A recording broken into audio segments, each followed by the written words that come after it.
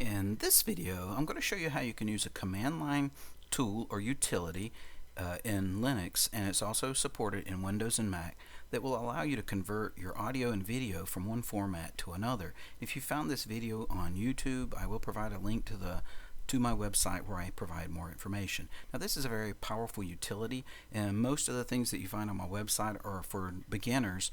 That shows them how to use that without being so intimidating. So I won't go into the power of this program. I will show you how to use it for fixing a problem that I'll discuss in just a moment. But before I do, let me show you what this is. FFmpeg stands for Fast Forward MPEG. It's a free and open source command line utility that can encode and decode a variety of multimedia formats. Now, it can change from like an MP4 to an AVI for video, and it can do a lot of other formats. And if for audio, it can convert like from WAV files to MP3s, and it's not just from WAVs to MP3 or MP4 to AVIs. It can convert from multiple formats, one format to another. Even within the video, the audio that's embedded in it, it can convert the audio while leaving the video at the same extension or format, and that's what I'm going to show you in just a moment. But before I do, let's take a look and see how to make sure that it's installed on your system, and if not, how to install it on your system. Now, to start with, if you're using Linux, copy this right here, which is FFmpeg space -version. Open your terminal, and I'm going to minimize my web page so that you're not looking at two terminals on your screen. Paste that into your terminal, press the enter return key. Now, when I scroll back up to the top, you can see that I have MPEG version 3.4.6, and that's for Ubuntu 18.04. This came pre-installed with my Ubuntu Mate. I didn't have to install it on my system. If you are using Ubuntu or any of the Ubuntu derivatives and it's not installed, you can use the Ubuntu repositories, and you can go sudo apt get install FFmpeg, and it should install it on your system. Then you can put the FFmpeg version to see the version it's installed. Now, if you want a newer version, or you don't have it at all, you can click the download button, and when it loads, you can click the download the tarball where it's compressed, uncompress it, and compile it on your system, or you can click Linux, Windows, and Mac. It's supported by all three platforms.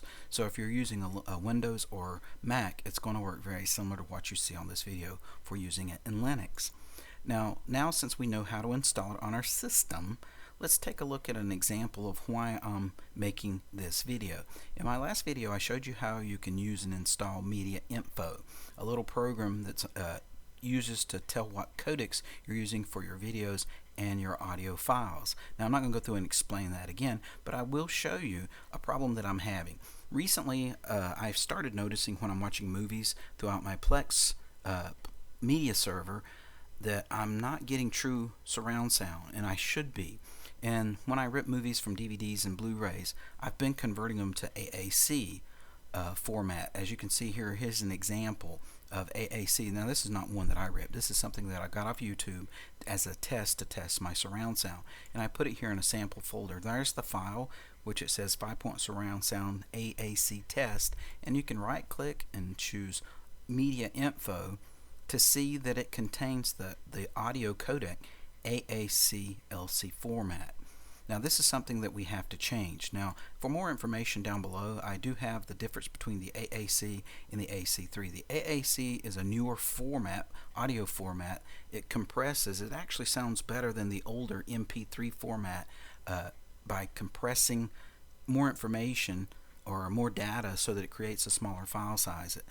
It has a lower bit rate.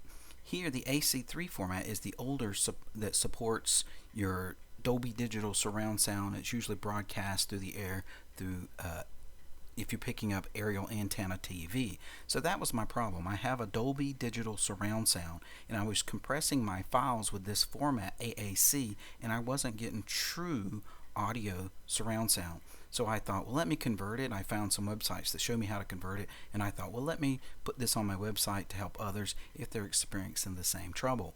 So it's very simple to do. It's very simple. Here's how to convert from AAC to AC3 using the FFmpeg. All you're doing is you're using that FFmpeg command with a switch called -I. Then you're putting your input file name, and then you're putting the codec copy, the A codec AC3, and your output file name.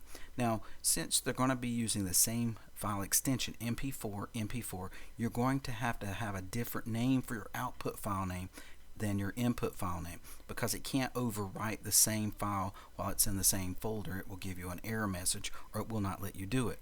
But before you get started, you need to change your directory or folder to the folder where the video file is, because if I were to copy the commands to change the input form file name to the output form file name without changing to that folder, it will give me an error message. Now I can include the whole path for the input file and include the whole path here, but that would be a lot of information to put in the command line. So I'll show you how to change it very quickly.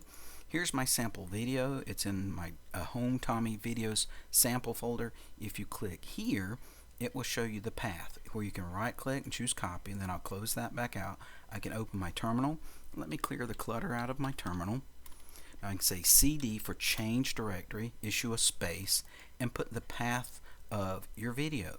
So I put Home Tommy Videos sample, and it needs to be in that same format with the capital V, because I'm capital V here, and a capital S, it's case sensitive. Press the enter return key, and it now places me in the sample folder in my videos folder, so I'm not looking at all the other videos that's in that folder. So now it's only looking at this one particular video. Now since we're in that folder, we're now ready to issue this command. Now what this command is, it's the same format that I have here, where I'm substitute input file and I'm substituting output file with the actual real file name. So my input file is this name here, which I go back here, is there, and you can right click and choose rename and then copy. But you need to also type in that extension. Do not leave your extension out, or it will give you an error message. So what I've done here is I've got the same file name here, so I'm going to copy this. Now before I paste it in there, notice I have something special. I have the quotation marks around my input and my output. If you're using a file name that contains spaces, and I do, you need to use the quotation marks, because remember, we changed to the folder where the file was at. If you do not use the quotation marks, it thinks I'm looking in the first one as a folder, and it will tell me that there's no folder of 5.1. By including the quotation marks around it, it knows that's the input file name and that's the output file name.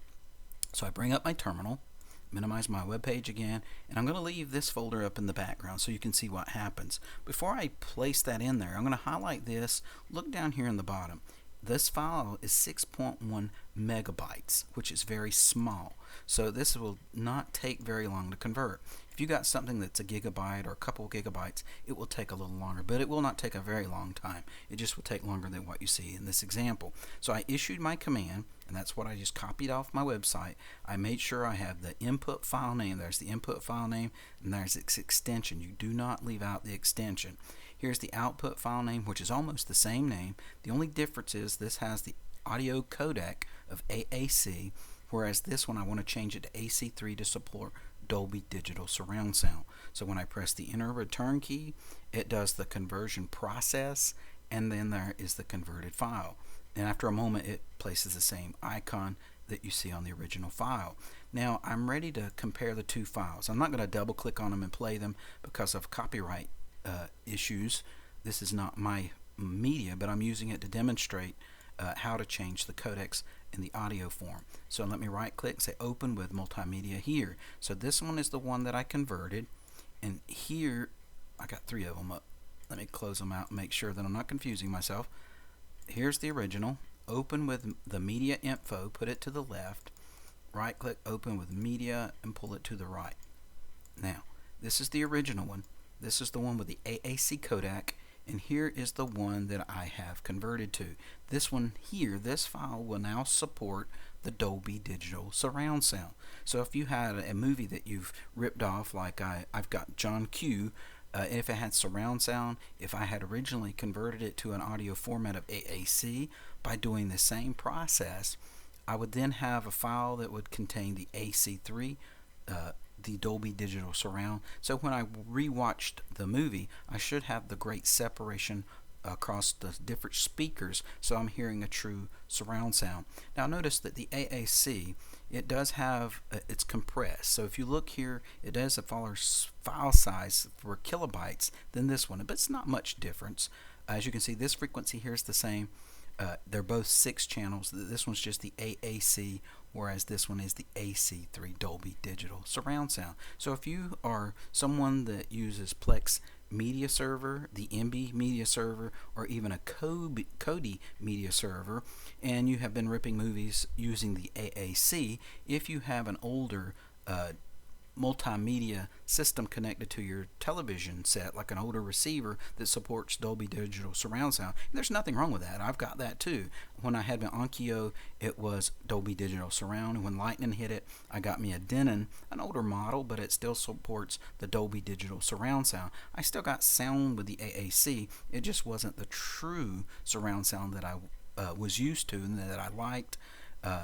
And so this right here fixed my problem. So if you have a similar or same problem that I have, hopefully if you do the conversion of your files, now you don't have to convert from, change the file format from MP4 to MKV. You're just changing the audio within that file. Hopefully this video has been helpful to you, and have a great day.